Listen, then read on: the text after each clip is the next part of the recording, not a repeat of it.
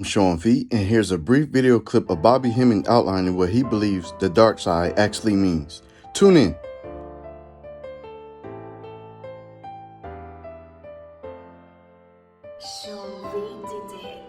Whenever you hear the word dark side, all that means is that's your alchemical side, which is the deepest component of the mystery.